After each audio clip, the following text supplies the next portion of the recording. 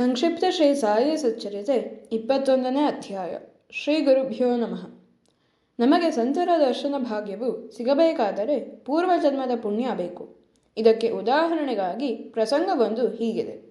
ಹೇಮಾಡ ಪಂತರು ಬಾಂದ್ರಾದಲ್ಲಿ ಕೆಲವು ಕಾಲ ಮ್ಯಾಜಿಸ್ಟ್ರೇಟ್ ಆಗಿದ್ದರು. ಆಗ ಅಲ್ಲಿ ಪೀರ್ ಮೌಲಾನಾ ಎಂಬ ಮಹಾಯೋಗಿ ವಾಸವಾಗಿದ್ದರು. ಆದರೆ ಪಂತರಿಗೆ ಅವರನ್ನು ಕಾಣಲು ಸಾಧ್ಯವಾಗಲೇ ಇಲ್ಲ. ಕೆಲವು ವರ್ಷಗಳ ನಂತರ ಶಿರ್ಡಿಯಲ್ಲಿ ಅವರು ಪ್ರಮುಖ ವ್ಯಕ್ತಿಗಳಾದರು. ಸಾಧು ಸತ್ಪುರುಷರು ಎಲ್ಲಿಯೇ ಇರಲಿ ಅವರು ಪರಮಾತ್ಮನ ಆಜ್ಞೆಯಂತೆ ತಮ್ಮ ಧ್ಯೇಯವನ್ನು ಪಾಲಿಸುತ್ತಾರೆ. ನಮ್ಮ ಜೀವಿತಾವಧಿಯಲ್ಲಿ ಅನೇಕ ಜನರನ್ನು ಉದ್ಧಾರ ಮಾಡುತ್ತಾರೆ.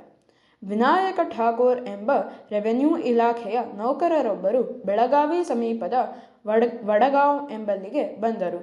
ಅವರಿಗೆ ಅಲ್ಲಿ ಸಂತರೊಬ್ಬರ ದರ್ಶನವಾಯಿತು. ಅವರು ಠಾಕೂರರಿಗೆ ವಿಚಾರಸಾಗರ ಗ್ರಂಥವನ್ನು ಓದಬೇಕೆಂದು ಸೂಚಿಸಿದರು. ಅದು ಅಲ್ಲದೆ ಮುಂದೆ ಉತ್ತರ ದಿಕ್ಕಿಗೆ ಹೋದಾಗ ಅಲ್ಲಿ ಮಹಾತ್ಮರೊಬ್ಬರ ದರ್ಶನಕ್ಕಾಗಿ ಅವರು ಮಾರ್ಗದರ್ಶಕರಾಗುತ್ತಾರೆಂದು ಭವಿಷ್ಯ ಸೂಚಿಸಿದ್ದರು. ಕೆಲವು ಸಮಯದ ನಂತರ ಅವರಿಗೆ ಜುನ್ನರಿಗೆ ವರ್ಗವಾಯಿತು. ಅದು ಘಾಟ್ ಪ್ರದೇಶವಾಗಿತ್ತು. ಅಲ್ಲಿ ಕೋಣದ ಸವಾರಿ ಮಾಡಿ ಘಟ್ಟ ದಾಟಬೇಕಾಗಿತ್ತು. ಅವರಿಗೆ ಕಲ್ಯಾಣಕ್ಕೆ ವರ್ಗವಾಯಿತು. ಅಲ್ಲಿ ನಾನಾ ಸಾಹೇಬರ ಸಂಪರ್ಕ ಅವರಿಗಾಯಿತು. ತನ್ಮೂಲಕ ಶ್ರೀ ಸಾಯಿನಾಥರನ್ನು ಕಾಣಬೇಕೆಂದು ಶಿರ್ಡಿಗೆ ಹೊರಟರು. ಠಾಕೂರರು ಶಿರ್ಡಿಯನ್ನು ತಲುಪಿ ಬಾಬಾ ಅವರಿಗೆ ನಮಸ್ಕರಿಸಿದರು. ಸರ್ವಜ್ಞರಾದ ಬಾಬಾ ಅವರು, ಠಾಕೂರ್, ಇಲ್ಲಿಯ ದಾರಿ ನೀನಂದುಕೊಂಡಷ್ಟು ಸುಲಭವೇ? ಕೋಣದ ಮೇಲೆ ಸವಾರಿಯಂತಲ್ಲ. ಆಧ್ಯಾತ್ಮದ ಹಾದಿಯಲ್ಲಿ ನೀನು ತುಂಬಾ ಶ್ರಮಿಸಬೇಕು. ಆ ಕಾನಡಿ ಅಪ್ಪ ಹೇಳಿದ್ದು ನನಗೆ ಗೊತ್ತು ಎಂದರು. ಕರ್ನಾಟಕದ ಸಾಧುವಿನ ಹೇಳಿಕೆಯನ್ನರಿತ ಬಾಬಾ ಅವರ ಸರ್ವಜ್ಞತ್ವವನ್ನು ಅರಿತ ಠಾಕೂರ್ ವಿಸ್ಮಿತರಾದರು. ನಂತರ ಬಾಬಾ ಅವರ ಆಶೀರ್ವಾದದಿಂದ ವಿಚಾರಸಾಗರವನ್ನು ತಿಳಿದರು. ಗುರುಕೃಪೆ ಇಲ್ಲದ ವಿದ್ಯೆ ಹಾಗೂ ಅನುಭವವಿಲ್ಲದ ವಿದ್ಯೆ ನಿಷ್ಪ್ರಯೋಜಕ ಎಂಬುದೇ ವಿಚಾರಸಾಗರದ ಸಾರವಾಗಿದೆ. ಬಾಬಾ ಅವರನ್ನು ಕಾಣಲೆಂದು ಪೂನಾದ ಪಾಟಣ್ಕರ್ ಶಿರ್ಡಿಗೆ ಬಂದರು. ಶ್ರೀ ಬಾಬಾ ಅವರ ಚರಣಗಳಿಗೆರಗಿ, ಸ್ವಾಮಿ, ನಾನು ಬಹಳ ಓದಿದ್ದೇನೆ. ವೇದಾಂತ ಪುರಾಣಗಳೆಲ್ಲವೂ ನನಗೆ ಕರಗತವಾಗಿದೆ. ಆದರೆ ಮನಸ್ಸಿಗೆ ಮಾತ್ರ ಶಾಂತಿ ಸಿಗಲಿಲ್ಲ. ನಿಮ್ಮಲ್ಲಿ ಶಾಂತಿಗಾಗಿ ಅರಸಿ ಬಂದಿದ್ದೇನೆ. ದಯವಿಟ್ಟು ನನ್ನನ್ನು ಆಶೀರ್ವದಿಸಿ ಎಂದು ಬೇಡಿದರು. ಆಗ ಬಾಬಾ ಪಾಟಣ್ಕರರಿಗೆ ಈ ಕಥೆಯನ್ನು ತಿಳಿಸಿದರು.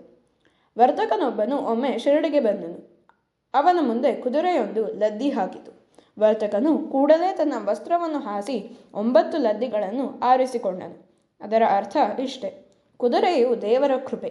ಅದು ಹಾಕಿದ ಲದ್ದಿಗಳೆಂದರೆ 9 ಭಕ್ತಿಗಳು. ಇವು ಶ್ರವಣ, ಕೀರ್ತನ, ಸ್ಮರಣ, ಪಾದಸೇವನ, ಅರ್ಚನ, ವಂದನ, ದಾಸ್ಯ, ಸಖ್ಯ, ಆತ್ಮನಿವೇದನೆ ಆಗಿವೆ. ಈ 9 ಒಂದನ್ನಾದರೂ ಶ್ರದ್ಧಾಭಕ್ತಿಗಳಿಂದ ಅಭ್ಯಾಸ ಮಾಡಿದರೆ ಶ್ರೀಹರಿಯ ಅನುಗ್ರಹವಾಗುತ್ತದೆ. ಭಕ್ತಿಯಿಲ್ಲದೆ ಭಕ್ತಿಯಿಲ್ಲದ ಯಾವುದೇ ಜಪ ಪ್ರಯೋಜನವಿಲ್ಲ. ಈ 9 ಭಕ್ತಿಗಳನ್ನು ಅಭ್ಯಾಸ ಮಾಡಿದರೆ ಮನಸ್ಸಿನ ಚಂಚಲತೆ ಮಾಯವಾಗುತ್ತದೆ, ಮನಃಶಾಂತಿ ದೊರೆಯುತ್ತದೆ. ಮಾರನೆಯ ದಿನ ಪಾಟಣ್ಕರ್ ಅವರು ಬಾಬಾ ಅವರಿಗೆ ನಮಸ್ಕರಿಸಲೆಂದು ಮಸೀದಿಗೆ ಬಂದಾಗ, ಬಾಬಾ, 9 ಲದ್ದಿಗಳನ್ನು ನೀನು ಕಟ್ಟಿಕೊಂಡೆಯಾ ಎಂದು ನಸುನಗುತ್ತಾ ಕೇಳಿದರು. ಪಾಟಣ್ಕರರು, ನಾನು ದೀನ, ನನ್ನ ಮೇಲೆ ದಯೆ ಇದ್ದರೆ ಮಾತ್ರ ಅವುಗಳನ್ನು ನಾನು ಆರಿಸಿಕೊಳ್ಳಬಹುದು ಎಂದರು. ಬಾಬಾ ಅವರನ್ನು ಆಶೀರ್ವದಿಸಿ, ನಿನಗೆ ಶಾಂತಿ ದೊರೆಯುತ್ತದೆ ಎಂದರು. ಶ್ರೀ ಬಾಬಾ ಅವರು ಭಕ್ತರನ್ನು ತಿದ್ದುತ್ತಿದ್ದ ರೀತಿ ವಿಲಕ್ಷಣವಾಗಿತ್ತು.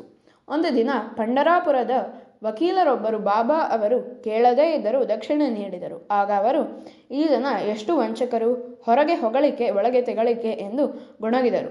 ವಕೀಲರಿಗೆ ತಾವು ಪರನಿಂದೆ ಬಿಡಬೇಕೆಂದು ಇದು ಸೂಚನೆಯಾಗಿತ್ತು. ಇದೇ ರೀತಿ ನ್ಯಾಯಾಧೀಶ ನೂಲ್ಕರರ ಕಾಯಿಲೆ ಸಾಯಿಯವರ ದರ್ಶನದಿಂದಲೇ ಗುಣವಾಯಿತು. ಭಕ್ತರು ಎಲ್ಲೇ ಇರಲಿ ಸಾಯಿ ಅವರ ದೃಷ್ಟಿಯಿಂದ ಅವರು ದೂರವಿರುತ್ತಿರಲಿಲ್ಲ ಎಂಬಲ್ಲಿಗೆ ಶ್ರೀ ಸಾಯಿ ಸಚ್ಚರಿತೆಯ 21ನೇ ಅಧ್ಯಾಯವು ಸಂಪೂರ್ಣವಾಯಿತು. ಶ್ರೀ